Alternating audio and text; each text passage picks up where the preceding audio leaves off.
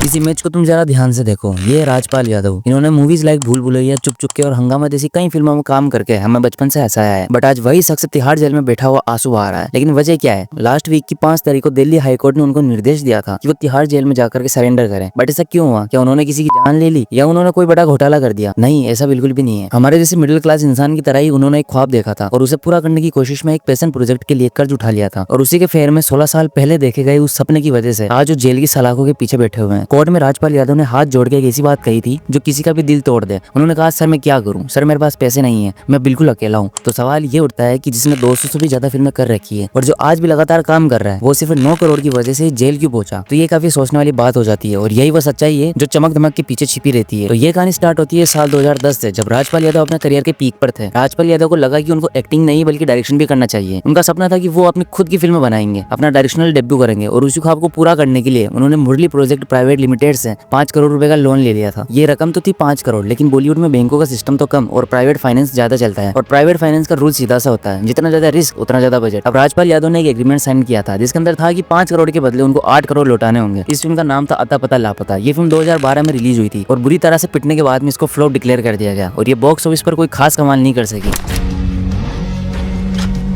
अब कई लोग तो ये सोच रहे होंगे कि राजपाल यादव जैसे बड़े नाम के लिए 9 करोड़ तो कोई बड़ी रकम नहीं होगी, फिर उन्होंने ये पैसा चुकाया क्यों नहीं? और यहीं से ही बॉलीवुड की असली रियलिटी सामने आती है। बहुतों को लगता है कि एक्टर्स बेहद अमीर होते हैं, लेकिन रियलिटी ये कि 90% से भी ज्यादा लोग पेचेक टू पेचेक जिंदगी जीते हैं। जब फिल्म इंडस्ट्री में कोई प्रोड्यूसर बनने का फैसला लेता है एंड लोन लेने की सोचता है तो उसे 36% से लेकर 60% तक का ब्याज चुकाना पड़ता है। तो इसे ही चमड़ी इंटरेस्ट कहते हैं। मतलब अगर समय पर पैसे नहीं लौटाए गए तो प्राइवेट फाइनेंस वाले सब कुछ निचोड़ लेते हैं। और अगर इसी का ही कंपेरिजन अगर हम बैंक से करें तो वहाँ का इंटरेस्ट आमतौर पर 8 से 12% के बीच में होता है और कुछ में तो 18 से 30% भी जाता है। राजपाल यादव पिछले 10 सालों से लगातार लीगल फीस भरते आ रहे हैं और अगर जब कोई एक्टर कोर्ट केस में उलझ जाता है तो बड़े प्रोड्यूसर्स उसको कास्ट करना धीरे धीरे बंद कर देते हैं। इसी कारण उनका करियर भी काफी स्लो हो गया था और इसी तरह काम धीमा पड़ते पड़ते एक समय ऐसा आया कि उनके पास काम आना लगभग बंद हो गया। अब सिंपल सी बात है कि जब तक तुम काम नहीं करोगे तब तक तुम्हारे को पैसा नहीं मिलेगा और जब इनकम ही नहीं होगी तो लोन चुकाने का सवाल ही नहीं। और हैरानी की बात तो ये है कि राजपाल यादव अकेले ऐसे इंसान नहीं है। चलिए आपको बॉलीवुड के कुछ ऐसे नाम भी बताते हैं जो कभी कंगाली तक भी पहुंच गए थे। विशेषतः अमिताभ बच्चन। जी हाँ, 1999 में उन्होंने एक प्रोडक्शन कंपनी शुरू करी थी और उसी के चलते बिग बी पर लगभग 90 करोड़ का कर्ज चढ़ गया था। अमिताभ बच्चन जी ने खुद बताया था कि उनके घर पर उधार लेने वाले आते थे, उन्हें बुरा भला कहते थे और धमकियां भी देते थे। एंड धीरूभाई अंबानी ने अमिताभ बच्चन से कहा कि मैं तुम्हारी थोड़ी सी हेल्प कर देता हूँ, लेकिन अमिताभ बच्चन जी ने मना कर दिया। उन्होंने ये कहकर के मना कर दिया कि आई वांटेड टू पे इट बैक माई सेल्फ। और फिर किस्मत ने ऐसा मोड़ लिया कि उनको केबीसी मिल गया, जिससे बिग बी की कंडीशन संभल गई। उन्होंने जमकर मेहनत करी, अपना पूरा कर्ज उतारा और आज फिर से इंडस्ट्री में अपनी मजबूत पकड़ बनाए हुए और काम कर रहे हैं और जिंदगी खुशहाली से जी रहे हैं। लेकिन हर किसी को ऐसा गोल्डन चांस नहीं मिलता। राजपाल यादव को केबीसी जैसा मौका नहीं मिला, बट अमिताभ बच्चन के लिए लाइफ लाइन बना केबीसी और शायद यही वजह है कि आज तक वो केबीसी से जुड़े हुए हैं। इसी लिस्ट में 90s के सुपरस्टार गोविंदा जी का भी नाम आता है। उन्होंने भी एक इंटरव्यू के अंदर बताया था कि एक वक्त मेरे साथ में ऐसा आया था कि मेरे पास घर चलाने तक को पैसे नहीं थे और दुकानदार उनको घंटों खड़ा रखते थे क्योंकि उनके पेमेंट्स देरी से आते थे। ये वही शख्स है जिसने 50 से भी ज्यादा सुपरहिट फिल्में दे रखी है, बट आज उनकी कंडीशन ऐसी है कि वो अपनी माँ के साथ बैठ करके रोते हैं। उन्होंने कहा कि my mother started crying when I started crying with her. तो राजपाल यादव की स्टोरी हमारे को क्या सिखाती है? हाँ, हम एक्टर जरूर नहीं है, लेकिन हमारे भी बहुत सारे सपने होते हैं। हम में से कई लोग ऐसे हैं जो एंटरप्रेन्योर बनना चाहते हैं। हम भी अपना बिजनेस स्टार्ट करने के सपने देखते हैं, बट सीख यही है कि पेशेंट को कभी पर्सनल गारंटी के साथ में मिक्स मत करो। राजपाल यादव ने ये लोन अपनी कंपनी के नाम पर लिया था, लेकिन उस पर साइन उन्होंने पर्सनल तौर पर किए थे। अगर आपको कोई बिजनेस स्टार्ट करना है या किसी भी तरह का वेंचर करना है तो बेहतर यही होगा कि एक लिमिटेड लायबिलिटी पार्टनरशिप बनाओ, ताकि अगर कुछ गलत हो भी जाए और बिजनेस डूब भी जाए तो आपका घर परिवार सेफ रहे। मुमकिन है कि राजपाल यादव 3-4 महीनों में जेल से बाहर आ जाए और सोनू सूद जैसे लोग और कई दूसरे एक्टर्स उनकी हेल्प के लिए आवाज भी उठा रहे हैं। हो सकता है कि वो ये कर्ज चुका भी दे, लेकिन ये जो 9 करोड़ का बोझ है जिसकी वजह से उनको तिहाड़ जाना पड़ा, ये दाग शायद पूरी जिंदगी उनके साथ रहेगा। सो अगर वीडियो अच्छा लगा हो तो like this video and subscribe this channel.